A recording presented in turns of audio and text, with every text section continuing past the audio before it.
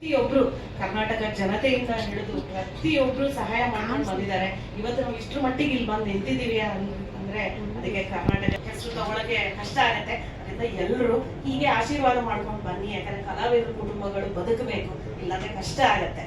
So ಕಲಾವಿದ್ರು ಉಳಿಬೇಕು, ಇಲ್ಲಾಂದ್ರೆ ಇಂಡಸ್ಟ್ರಿಗೂ ಕಷ್ಟ ಆಗತ್ತೆ. ಇವಾಗ ಹೊರಗಡೆ ಇಂಡಸ್ಟ್ರಿ ನೋಡ್ತಾ ಇದ್ದೀರಾ ಎಷ್ಟೆಷ್ಟು ಕಾಂಪಿಟೇಷನ್ ಇದೆ ಅಂತ. ಅದನ್ನ ಫೇಸ್ ಮಾಡ್ಬೇಕಂದ್ರೆ ನಾವು ಒಗ್ಗಟ್ಟಾಗಿರ್ಬೇಕು.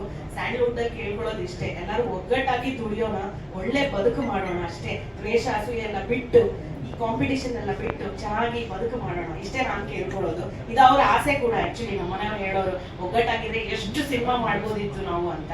ಅದರಿಂದ ಅವರು ಪ್ರತಿ ನಿಮಿಷ ಗಿರ್ಜಮ್ಮ ಬಂದಿದ್ರು ನೋಡಕ್ಕೆ. ಆಕ್ಚುಲಿ ವಾರ್ಡಲ್ಲಿ ಪ್ರತಿ ಒಂದಿನಾನು ಯಾರಾದ್ರೂ ಒಬ್ರು ಬರೋರು ನೋಡಕ್ಕೆ. ಆವಾಗ ನಾನು ಯಾವಾಗ ಇಲ್ಲಿಂದ ಎದ್ದೊಳ್ತೀನಿ, ನಾನು ಯಾವಾಗ ಬಣ್ಣ ಹಚ್ತೀನಿ ಅನ್ನೋರು ನಮ್ಮನೆಯವರು. ಲಾಸ್ಟ್ ವರ್ಗು ಅವ್ರಿಗೆ ಆಕ್ಟ್ ಮಾಡ್ಬೇಕು ಅನ್ನೋದೇ ಇತ್ತು. ಏನ್ ಮಾಡೋದು, ಕಾಲ ನಿರ್ಣಯ, ನಾವು ಒಪ್ಕೊಳ್ಳೇಬೇಕು. ಸೊ ಅದರಿಂದ ಒಳ್ಳೇದಾಗ್ಲಿ ಎಲ್ರಿಗೂ. ಸೂರ್ಯ ಅವರೇ ಒಳ್ಳೇದಾಗ್ಲಿ, ತುಂಬ ಮನಸ್ಸಿಂದ ಆಶೀರ್ವಾದ ಮಾಡಿದ್ದೀವಿ ಖಂಡಿತ.